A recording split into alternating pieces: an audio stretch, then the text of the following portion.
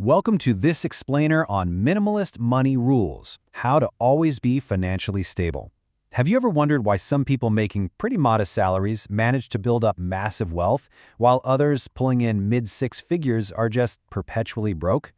Well, it's actually not a math error, it is entirely a mindset difference. Today, we're going to break down the exact rules that practically guarantee financial stability. Okay, let's dive into this. Let's start by comparing two vastly different profiles. First, we have Marcus. Marcus makes a massive $155,000 a year. He drives a shiny leased BMW, lives in one of those trendy exposed brick apartments, and upgrades his smartphone every single year. But behind the scenes, he's sitting on a mountain of credit card debt and is constantly stressed about money. Now compare him to Dana. She makes $72,000 a year, literally less than half of what Marcus brings in. Yet she drives a paid-off Honda, has built up a massive $167,000 net worth, and sleeps perfectly peacefully at night with a fully funded 6-month emergency fund. You see, the difference between Marcus and Dana isn't their income at all. It's the invisible money drains that hollow out most people's bank accounts, and the specific rules Dana follows to avoid them. If you're sitting there thinking Marcus is just some rare outlier, well, this 33% statistic is going to absolutely shock you. A staggering one-third, yes, 33% of households earning over $250,000 a year report living paycheck to paycheck. Seriously, how is that even mathematically possible? Well, it happens because they suffer from chronic lifestyle inflation and they completely lack an enough number. Every single time they get a raise, their lifestyle just magically expands to swallow it whole. Their baseline gets more and more expensive, essentially trapping them in a very high-end hamster wheel. To escape that trap, you really have to grasp the concept of the second price tag. You see, every single purchase you make actually has two price tags. The first is obvious, it's what you pay at the register. But the second, invisible price tag, that represents a massive opportunity cost. It's the exact amount that money would have become if you had just invested it instead. So the crucial point is, for almost everything we buy, that second price tag absolutely dwarfs the initial purchase price, but our brains are simply never trained to see it that way. Let me show you just how brutal that invisible math actually is. Take something as common as a food delivery habit. Spending $50 every couple of days on DoorDash just because you're tired after work. Well, that adds up to roughly $600 a month, or $7,200 a year over just cooking at home. Now, if you took that exact same money and invested it at a standard 7% return over 30 years, it compounds to over $700,000. There's simply no way around it. You are literally paying nearly $750,000 in future wealth for the privilege of not cooking today. That's a huge wake-up call, right? And spending rarely happens in a vacuum, which brings us to something called the Diderot effect. It usually plays out like this timeline. Month 1, you buy a perfectly nice new TV. But then by month 2, your old couch looks kind of bad next to it, so you upgrade the couch. Month 4 rolls around and suddenly the coffee table looks incredibly cheap. By month 5, well, the rug doesn't match anymore. This whole phenomenon is actually named after an 18th century philosopher who bought a beautiful new robe, only to realize everything else he owned suddenly looked cheap in comparison. This happens to us all the time.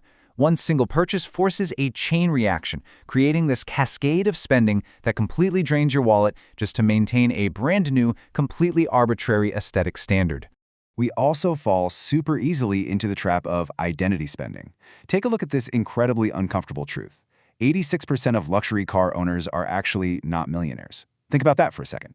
Most people are out there buying the shining new BMW to look wealthy, but statistically speaking, it is a massive debt signal, not a wealth signal. You really have to stop and ask yourself, if literally nobody could ever see what you were buying, would you still buy it? More often than not, we are spending money we don't even have just to put on a play of success for a totally distracted audience that frankly doesn't actually care. And this brilliantly illustrates why owning so much stuff is just exhausting. I mean, think of a massive expensive treadmill that just ends up acting as a glorified clothing rack. The hidden costs are everywhere. Possessions are basically financial vampires. First off, you're paying rent, roughly $30 to $50 per square foot annually, just to store them. Then there's maintenance, which averages about 10% of an item's value every single year. But you know what's even worse? The biological cost. Researchers have actually found that mental energy and visual clutter actively increase your cortisol levels.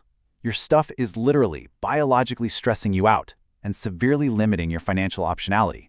So how do we actually stop upgrading perfectly good items just out of sheer boredom? Well, you run every single purchase through the replacement test. It's a simple 3-step process. 1. Ask yourself, is my current phone or laptop broken beyond cheap repair? 2. Does the new version do something fundamentally different and not just, marginally faster?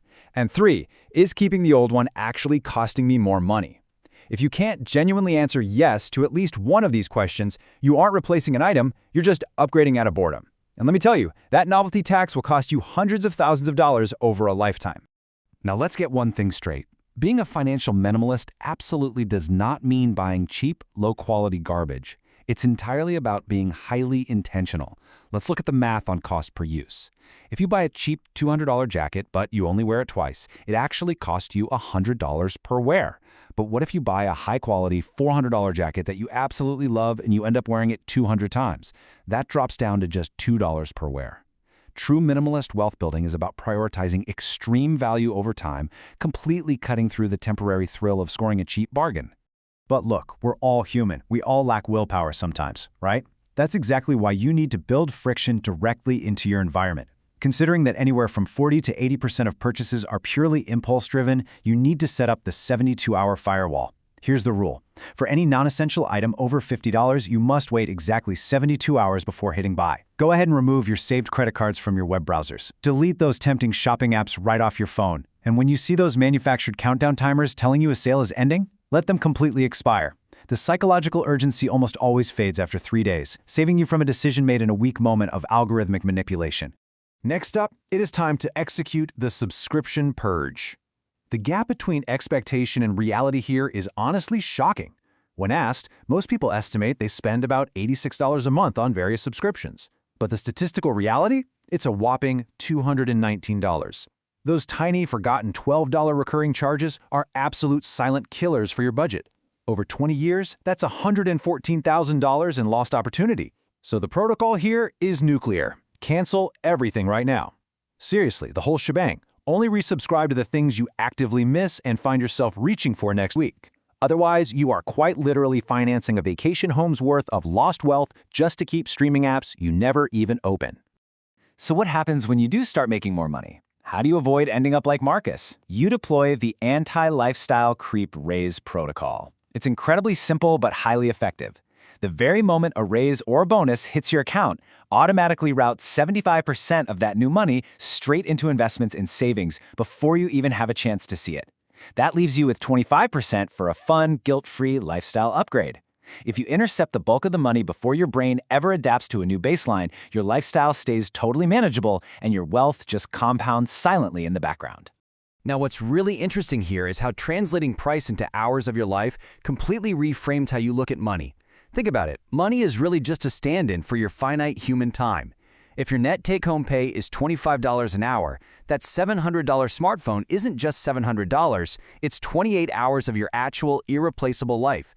That luxury car payment of $748 a month, that is 9 full working weeks every single year, just gone. On the flip side, an investment like a quality $1,500 mattress spread over 10 years drops to literally 2 cents per use. When you look at a car and realize it's going to cost you over 2 months of your working year, you immediately start making vastly different and honestly vastly smarter financial choices. And that brings us to this incredibly powerful quote. Wealth isn't measured by how much you own, it's measured by how much control you have over your life.